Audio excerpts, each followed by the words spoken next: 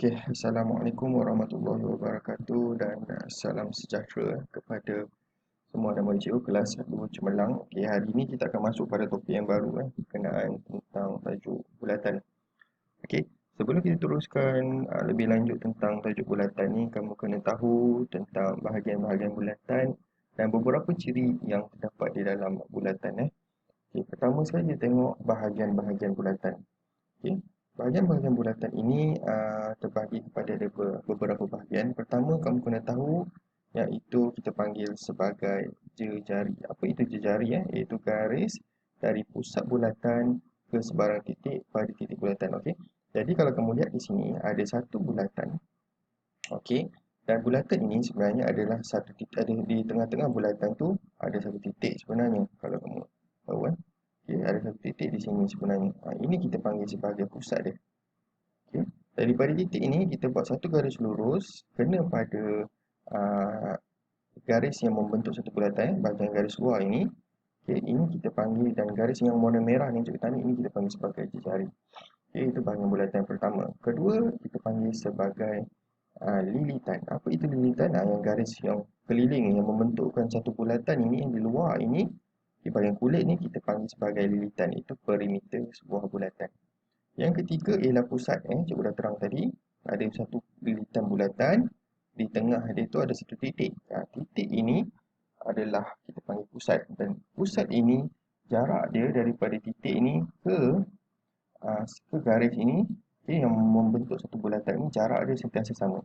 Contoh, kalau kita buat satu ya, ya, kalau kita buat satu garis lurus daripada titik ni tarik ke lilitan, jarak garis warna hijau ini dia punya panjang dia tetap sama walaupun kamu lukis di mana-mana. Kamu lukis kat sini tambah satu lagi pun jarak dia tetap sama. Okey, jadi pusat ini adalah satu titik.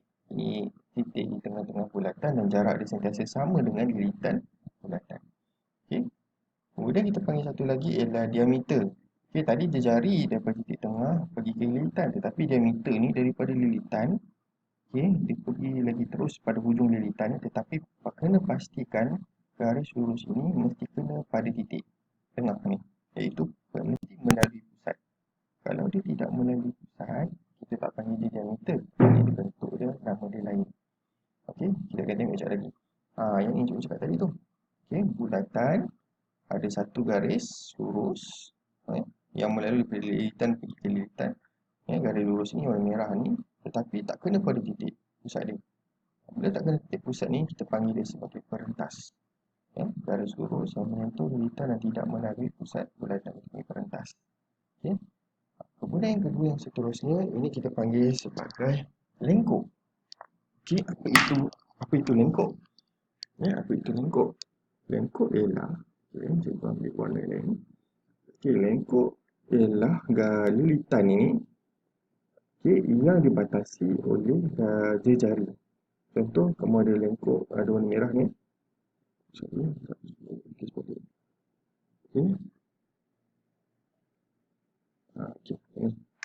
Ini jejari ada dua, satu, dua. Okey. Garis yang di bahagian luar ni, iaitu lilitan daripada sini sampai ke sini, yang cikgu ni, ini kita panggil sebagai lengkuk. Okey. Lengkuk yang kecil ni kita panggil sebagai lengkuk minor. Okey. Kemudian kita tengok yang warna lain. Kita tengok yang lain pula. Okey, yang di bahagian luar ni, yang besar ni, lengkuk yang baki yang tinggal ini, daripada luar ni sampai sini, ini kita panggil sebagai lengkuk meja. Okey, lengkuk meja. Okay. Dan kamu kena faham bila soalan kita tanya mana yang dibatasi oleh lengkuk minor, so kamu tahu dah, oh ni mesti lilitan yang paling kecil lah. Senang kita ingat itu je. Tak payah ingat yang mana satu lah lengkuk minor, mana lengkuk meja. Ingat senang. Kalau nampak lengkuk bermaksud lilitan. Okey.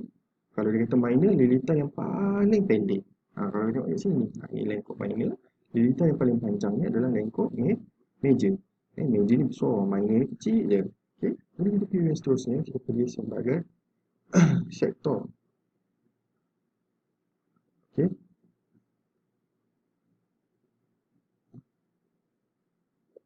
Sektor ni Okay, kita pergi pada bahagian sektor ni. Okey, sektor ini adalah luas dalam kawasan yang dibatasi oleh jejari ni. Dua garis yang dua garis merah ni. Okey, contoh yang di dalam ini yang cikgu tanda warnakan dengan warna biru ni, saja cikgu tebalkan. Okey. So warna biru ini kita panggil dia sebagai sektor. Okey, ini adalah kita panggil dia sebagai sektor minor. Sama juga macam lengkok tadi. Cuma dia tukar nama dah. Yang tadi lengkok ni sektor. Sektor ni adalah luas. Kalau sektor minor ni luas yang paling kecil. Kemudian kita tengok yang seterusnya, iaitu kita panggil dia sebagai sektor major. Apa itu sektor major? Sektor major ni yang bahagian besar ni. Yang luas yang paling, yang baki yang tinggal, yang besar sekali. Okey, ini kita panggil dia sebagai sektor major. Sektor major.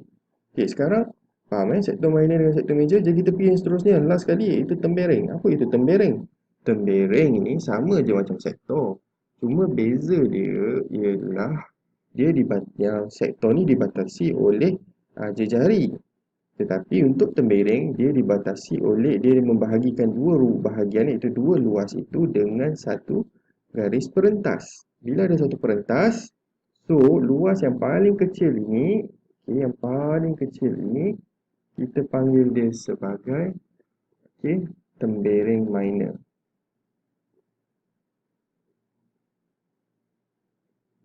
Luas yang paling besar ini, kita panggil dia sebagai yang dibatasi oleh perentas ni, yang paling besar ini, kita panggil dia sebagai tembereng major.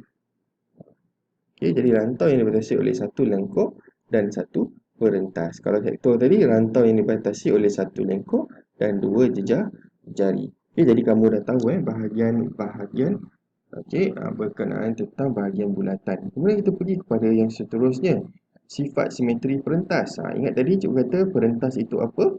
Pertama sekali kita tengok untuk membezakan antara perentas dengan diameter, sebab ramai yang keliru, yang tertukar dengan diameter dan juga perentas. Kena ingat tadi cikgu kata diameter sebuah bulatan merupakan suatu paksi simetri bulatan tersebut. Diameter ialah satu garis lurus yang mesti kena pada pusat bulatan. Kamu nampak ada garis lurus je kena pusat bulatan, bermaksud dia adalah satu diameter. Dan kena ingat juga bahawa diameter ini sebenarnya adalah satu paksi simetri. Ada satu garis lurus yang membahagi dua bulatan tersebut tu sama besar. Ingat paksi simetri membahagi sesuatu bentuk sama rata luas dia. Kalau sebelah kiri ni luas dia bentuk separuh bulatan, sebelah kanan pun separuh bulatan, dan luas dia mesti sama. Itu kita panggil dia sebagai paksi simetri. Okey. Kemudian kita pergi yang seterusnya, ciri-ciri sifat simetri perentas. Okey, pertama ada bulatan, kemudian ada perentas. Kemudian perentas ini ada satu jejari melalui perentas tersebut. Okey, bila jejari itu melalui perentas tersebut, bila jejari itu melalui perentas tersebut, ada satu garis lurus, lurus mesti lurus, cikgu punya ni tak lurus. Lurus, maka perentas itu, panjang perentas ni, garis ni dia dah bagi dua. Kalau sini 5, contoh kalau sini 5, sini pun panjang dia 5 cm. Kena faham itu. Jadi jejari yang bersenjang dengan perentas membahagi dua sama perentas, dan sudut dekat sini mestilah sudut dia 90 darjah. Okey, 90 darjah. Sudut dia 90 darjah. Okey. Ciri yang kedua untuk perentas ialah perentas yang sama panjang menghasilkan lengkok yang sama panjang. Contoh, kalaulah perentas dekat sini nilai dia 5. Ni panjang ni, panjang perentas ni nilai dia 5.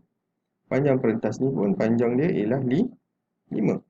Jadi apa yang berlaku bila kita ukur, kita dapat lihat bahawa panjang lilitan ini, lengkok ni, daripada sini pergi ke sini, contoh kalau sini 7, sini pun nilai dia akan jadi sama, iaitu 7. Ini contoh je nombor ni, bukannya maksudnya kekal tak. Kalau kadang-kadang nombor 8, so sini pun jadi 8. Kalau sini 10, Sini kosong sini 10. Lilitan sini pun mesti jadi 10. Lengkuk yang sama panjang. Okey. Kemudian yang seterusnya, dua perentas yang sama panjang adalah sama jarak dari pusat bulatan dan sebaliknya. Jadi, apa maksudnya di sini? Maksud dia ialah apabila perentas ni okey, ni sama panjang, ni sama panjang, dia bagi dua sama tau. Contoh sini 3, sini 3, sini pun 3, sini pun 3. Jadi, panjang daripada pusat pergi ke daripada pusat pergi ke perentas panjang ni, yang cikgu warnakan dengan warna merah ni, okey, panjang dia sama. Bukan bermaksud sama tu nombor dia 3, tak. Mungkin nilai dia lain. Mungkin dekat sini 7, so sini pun akan jadi 7 panjang dia. Dia bukan bermaksud sini 3, sini 3, sini 3, sini 3, ni pun 3, tak. Kita nak beritahu bahawa panjang garis daripada titik pergi ke perentas sampai sini, nilai dia sama je dengan garis yang perentas yang garis jejari yang kena pada perentas yang tempat yang lain. Contoh daripada sini ke sini pun tu 7, sini pun tu 7.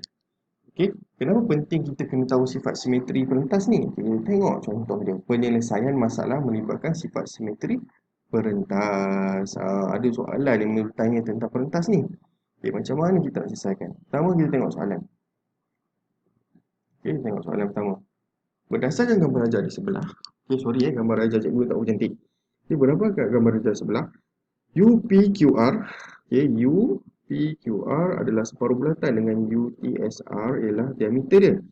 PQST ni adalah sebuah tempat tepat. Diberi diberi PQ nilai dia 16. So sini 16. Dan PT nilai dia 15. Okey. Cari panjang UT. Okey, UT. Ni berapa? Panjang dekat sini berapa? Okey, jadi pertama sekali yang kita kena buat ialah kita kena cari bentuk yang sesuai untuk menyelesaikan soalan ni.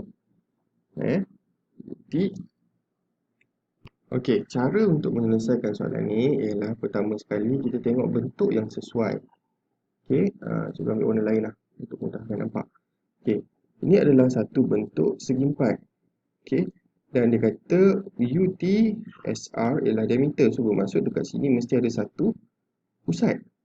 Okey, dan kita tahu bahawa pusat pergi ke lilitan adalah satu jejari dan panjang dia tetap sama. Kalau ini panjang dia, okey, warna hijau ni P, kita anggapkan tengah-tengah ni adalah O. So PO, panjang P ke O ni sama juga panjang dia pergi ke O, pergi ke U. Panjang dia tetap sama. Jadi kita dapat lihat ini adalah satu bentuk garis lurus.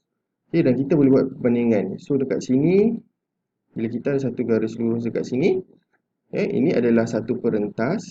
Bila ada satu jejari melalui perentas, panjang dia adalah sama. Jadi kalau PQ ni panjang dia 16. Jadi kalau kita letak kat sini ada satu huruf M, kita anggap sini titik ni adalah M. Jadi PM adalah 16 bahagi 2 sama dengan 8 cm. Jadi panjang P pergi ke M sini, okey, panjang P pergi ke M sini, nilai dia lah 8. Kenapa cikgu cari situ? Sebab apa yang cikgu boleh lihat ialah cikgu nampak ini POTP. Bentuk yang cikgu lukis ni adalah satu bentuk segi tiga. PTO. Okey, bentuk-bentuk segitiga. Kalau segitiga kita boleh kaitkan dengan teorem Pythagoras. Okey, teorem Pythagoras. Kita boleh kaitkan dengan teorem Pythagoras. Kalau sini 15 dan PM tadi dekat atas ni PM. Ni ada M, nilai dia 8. So sini maksudnya sini given lah 8. So 8, 15. So kita nak cari PO boleh cari tak? Boleh. Gunakan teorem Pythagoras. PO sama dengan 15 kuasa 2 tambah 8 kuasa 2 punca. Jadi kita akan dapat sini sepatutnya jawapan dia. Okey, yang kita akan dapat nilai dia adalah PO ialah 17 cm. Dan nilai PO adalah sama dengan nilai UO. UO ni panjang ni. Kenapa cikgu kata sama? Sebab dia adalah Dia jari sentiasa berpanjang.